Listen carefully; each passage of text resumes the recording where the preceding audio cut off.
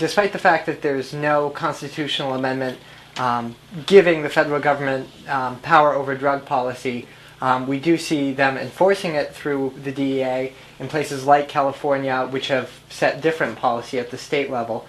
In the Kucinich administration, would you allow the states to set their own drug policy in regards to medical marijuana and other drug issues? I want people to know that that as president, I'll push for the decriminalization of marijuana. And let me tell you why. You know, I've never used drugs. I've never smoked, and I don't drink.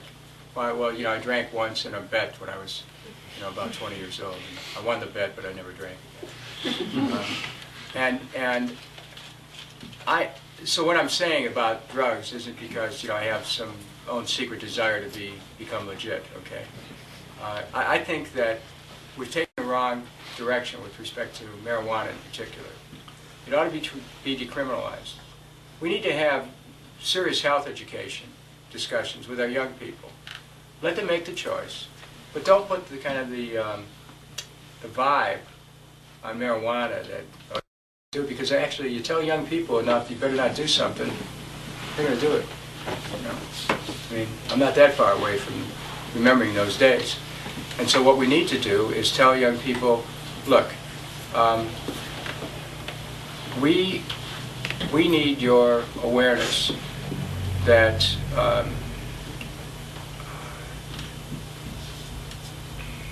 we're not encouraging you to use these drugs.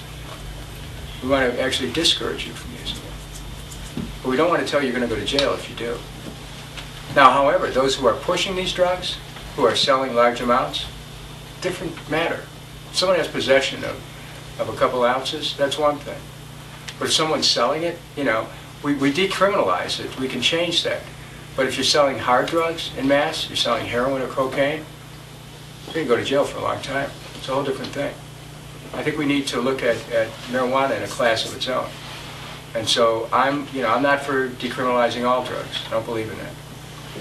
But I do believe, however, we should treat drug addiction, we should treat conditions where people have a problem with drugs more as a health problem than a criminal justice problem. If people have a drug addiction, we need to help them make the transition to a healthy life. My health care program, long-term care. People have a difficulty with drug or alcohol abuse, they get care. They get care, you know, until they actually are able to function in society, where they're not tied by this addiction. We also have to go deeper. We have to ask, why is it that people choose to use drugs? Now, some might do it for recreational purposes. You know, people experiment. But others do it because they have difficulty coping with the world. You have to understand that. Why do people have that? This is a tough world. This world is tough on people. This world beats people up. This world makes it tough for people to be able to survive financially and a number of other ways. So we've got to be mindful of those causative factors in our society that drive people to drink, that drive people to use drugs. Because if we start to deal with the causes, we might actually see less abuse. So again, we want to discourage people from using any drugs. We want to decriminalize marijuana. We want to make it possible for the sentencing guidelines to change with respect to having some concurrence between sentencing guidelines on crack cocaine and powder cocaine. There's a class difference here very clearly that exists. And we also have to stop the mandatory minimums. We filled up so many prisons on drug-related laws. We haven't made this country any safer.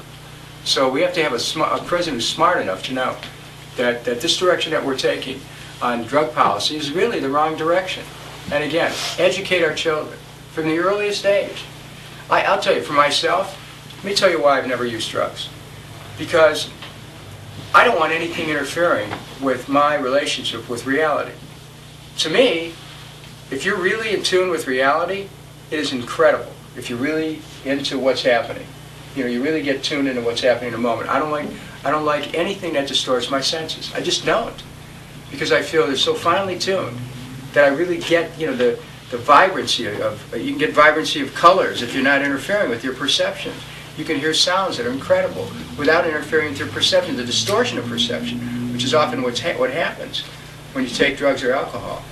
It makes you think that you're hearing something that's incredible. Imagine what the purity of an encounter is with sensory perception. And so this is my choice, though, okay? This is my choice. We have to have a president who's not judgmental of people. You have to be compassionate.